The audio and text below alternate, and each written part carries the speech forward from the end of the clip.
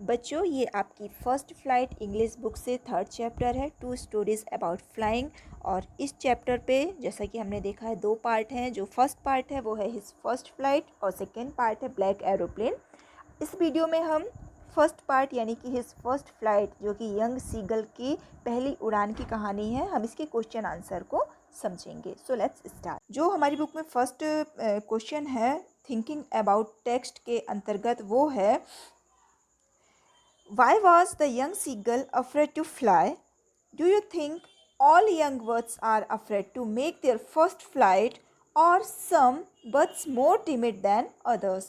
Do you think a human baby also finds it challenge to take its first step? तो as you can clearly see कि यहाँ पर एक ही question के अंदर तीन क्वेश्चन किए गए हैं और हमें वन बाय वन उन तीनों क्वेश्चन को आंसर करना है। मे बी एग्ज़ाम में ऐसा भी हो सकता है कि ये तीनों क्वेश्चन एक साथ ना पूछ करके आपसे कोई एक या दो क्वेश्चन पूछे जाएँ, तो उस हिसाब से आपको आंसर भी करने हैं। तो पहले हम देखते हैं कि जो फर्स्ट पार्ट है क्वेश्चन का वो क्या कहता है। Why was the young seagull afraid to fly? तो यदि हम इसके आंसर की बात करें तो इसका आंसर हमारा क्या होगा? The young seagull was afraid to fly because it was its first flight.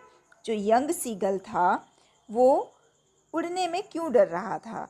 और आंसर है कि जो यंग सीगल है वो उड़ने में इसलिए डर रहा था बिकॉज क्योंकि it was its first flight, यह उसकी फर्स्ट फ्लाइट थी, पहली उड़ान थी। तो इस तरह से ये हमारे ये जो फर्स्ट क्वेश्चन था इसका आंसर पूरा होता है। सेकेंड जो है, do you think all young birds are afraid to make their first flight और are some birds more timid than other? Second question कह रहा है कि क्या आपको लगता है कि जितने भी यंग बर्ड्स होते हैं, जो न्यू बॉर्न बेबीज़ होते हैं, वो उड़ने में डरते हैं, या फिर ऐसा है कि कुछ ऐसे बर्ड्स होते हैं जो दूसरों की कंपेयर में ज़्यादा टिमिड होते हैं? टिमिड का मतलब है कवर्ड होना, डरपोक होना, डरना। तो इसका आंसर क्या है कि all young birds must be afraid to make their first flight. जितने भी यंग बर्ड्स होते हैं, जो न्यू बॉर्न बर्ड्स होते हैं, जो छोटे बर्ड्स होते हैं, वो जब फर्स्ट फ्लाइट अपनी पहली उड़ान भरते हैं तो वो सभी अफ्रेड होते हैं। थर्ड पार्ट हमारे क्वेश्चन का क्या है? Do you think a human baby also find its challenge to take its first step? क्या आपको ऐसा लगता है कि जो ह्यूमन बेबी होता है, जो छोटा बच्चा होता है, वो भी जब अपना फर्स्ट स्टेप, पहला कदम उठाता है तो क्या उसे भी ये चैलेंज लगता है? क्या इसमें वो डरता है? And the answer is similarly, इसी तरह से a human baby would also find it a challenge to take its first step. Yes, जब ह्यूमन बेबी अपना फर्स्ट स्टेप लेता है, पहला कदम रखता है, तो वो उसे एक चैलेंज की तरह लगता है। तो इस तरह से हमारा ये जो फर्स्ट क्वेश्चन था उसके जो तीन पार्ट थे ये कंप्लीट होते हैं। Now the second question is the sight of the food maddened him. What does this suggest? ये जो एक सेंटेंस चैप्टर पे आया हुआ था कि जो फूड का जो साइट था, जब उसने अपनी माँ को फिश खाते हुए देखा, तो इस साइट ने, इस सीन ने, इस दृश्य ने उसे मैडन कर दिया, पागल कर दिया। ये इस सेंटेंस से आपको क्या समझ में आता है? What does it this suggest? ये आपको क्या बताता है? एंड इसी में अगला पार्ट क्या पूछा जा रहा है कि what compelled the young seagull to finally fly? जो यंग सीगल था, जो छोटा सीगल था, आखिरकार फाइनली उसको फ्लाई करने के लिए, उसको उड़ने के लिए किस बात ने कंपेल किया? कंपेल करना मतलब उसको प्रेशर करना, उसको उस चीज़ के लिए तैयार करना। तो उसको उड़ने के लिए किस बात ने कंपेल किया?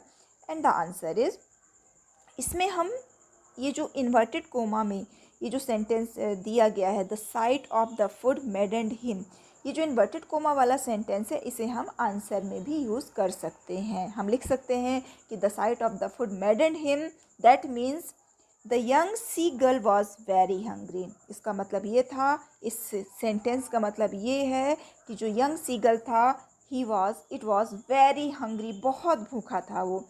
अब सेकेंड जो पूछा जा रहा था कि what compel the young seagull to finally fly, किस बात ने यंग सीगल को उड़ने के लिए कंपेल किया? तो इसका आंसर क्या है? It was this hunger that ultimately compelled it to fly. इसी भूख ने, ये जो बहुत ज़्यादा हंग्री था और फूड की जो साइट थी उसने उसको एकदम मैडन कर दिया। तो इस साइट ने, इस हंगर ने ही उसे अल्टीमेटली फाइनली कंपेल किया उड़ने के लिए। Then the third question is, they were beckoning to him, calling shrilly. Why did the seagull's father and mother threaten him and cajole him to fly? यहाँ पर बात की जा रही है, ये भी एक जो सेंटेंस है ये उसी चैप्टर से लिया गया है कि दे वर बिकॉकनिंग टू हिम कॉलिंग श्रीली। वो उसे डरा भी रहे थे, उसे प्यार से समझा भी रहे थे, तेज आवाज़ में उसे पुकार भी रहे थे। तो ये जो सीगल के जो फादर और मदर थे वो उसे थ्रीटन यानी उसे डरा क्यों रहे थे और साथ ही साथ उसे कैजोल क्यों कर रहे थे, मतलब उसे फुसला क्यों रहे थे, उसे बहला क्यों रहे थे फ्लाई करने के लिए, उड़ने के लिए। And the answer is, the young seagull was afraid to fly. वो जो छोटा सा सीगल था वो उड़ने से डर रहा था। He was afraid to fly, उड़ने में उसे डर लग रहा था। Its father and mother were calling to its really and scolding it. इसलिए इसके जो फादर और मदर थे, इसके जो पेरेंट्स थे, वो उसे तेज आवाज़ में पुकार भी रहे थे, उसे डांट भी रहे थे। They threatened to let it stop if it did not fly. साथ ही साथ उनने उसे थ्रीटन भी किया। थ्रीटन करना मतलब धमकाना, धमकी देना। साथ ही साथ उनने इसे थ्रीट भी किया, उसे धमकाया भी। Late it stop, stop means होता है भूख से मरना, भूखे रखना। उनने क्या, किस बात का डर दिखाया कि वो उसे कुछ खाने को नहीं देंगे, वो उसे क्या करना होगा, भूखे रहना पड़ेगा। If it did not fly, यदि ये उड़ेगा नहीं। तो इस तरीके से उनने उसे भूखे रहने के लिए थ्रेट भी किया, धमकी भी दी। दे डिड सो, और ऐसा इनने किस लिए किया, दे डिड सो, उनने ऐसा इसलिए किया because they wanted it to learn to fly, because वो ये चाहते थे कि ये उड़ना सीख जाए, लर्न टू